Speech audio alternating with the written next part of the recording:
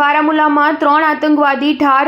PM મોદીની ચૂંટણી સભા પહેલા સેના પોલીસનું સંયુક્ત ઓપરેશન। જમ્મુ કાશ્મીરમાં વડાપ્રધાન મોદીની રેલી પહેલા સુરક્ષા દળો અને આતંકવાદીઓ વચ્ચે ઘર્ષણ શરૂ થયું હતું। સેના અને પોલીસના સંયુક્ત ઓપરેશનથી બારામુલામાં 3 આતંકવાદીઓને ઠાર કરવામાં આવ્યા છે। આ દરમિયાન ગઈકાલે વિપિન કુમાર અને સિપાહી અરવિંદ સિંહ નામના 2 જવાનો શહીદ થયા અને અન્ય 2 જવાનો ઇજાગ્રસ્ત થયા હતા। બારામુલા જિલ્લામાં ક્રેરીના ચકટાપર વિસ્તારમાં શુક્રવારે રાત્રે 11 વાગ્યાની આસપાસ ઘર્ષણ શરૂ થયું હતું। મોડી રાત્રે ઓપરેશન રોકવામાં આવ્યું હતું અને આજે સવારે સુરક્ષા દળોએ 3 આતંકવાદીઓને ઠાર કરી દીધા છે।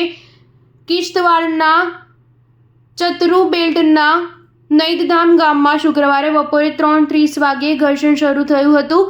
સેનાને જૈશ-એ મોહમ્મદના 3 આતંકવાદીઓની ખુફિયા જાણકારી મળી હતી। સર્ચ ઓપરેશન દરમિયાન સેનાએ આતંકવાદીઓનું એન્કાઉન્ટર કર્યું હતું। કઠુઆમાં 2 આતંકવાદીઓને ઠાર કરીને હથિયાર જપ્ત કરવામાં આવ્યા હતા। આ પહેલા પણ કઠુઆના ખંડારામાં સેનાએ ઓપરેશન કર્યું હતું। અહીં રાઇઝિંગ સ્ટાર કોરના સૈનિકોએ 2 આતંકવાદીઓને મોતને ઘાટ ઉતાર્યા હતા। સેનાએ એક્સ પર પોસ્ટ કરી આ વાતની જાણકારી આપી છે। આતંકવાદીઓ પાસેથી મોટી માત્રામાં હથિયાર જપ્ત કરવામાં આવ્યા છે। સુરક્ષા દળોએ ઉધમપુરમાં 11 સપ્ટેમ્બરે 3 આતંકવાદીઓને માર્યા હતા। સેનાએ જણાવ્યું કે આર્મીના ફર્સ્ટ પેરાના જવાનોને ઉધમપુરના ખંડરા ટોપના જંગલોમાં 2-3 આતંકવાદીઓ સંતાયેલા છે તેવી સૂચના મળી હતી। આશરે 4 કલાકના એન્કાઉન્ટર બાદ આતંકવાદીઓને ઠાર કરાયા હતા। કિશ્તવાડ સહિત 3 જિલ્લામાં 18 સપ્ટેમ્બરથી ચૂંટણી છે, જેના પ્રચાર માટે 14 સપ્ટેમ્બરે વડાપ્રધાન મોદી મેગા રેલીને સંબોધિત કરશે, જેનાથી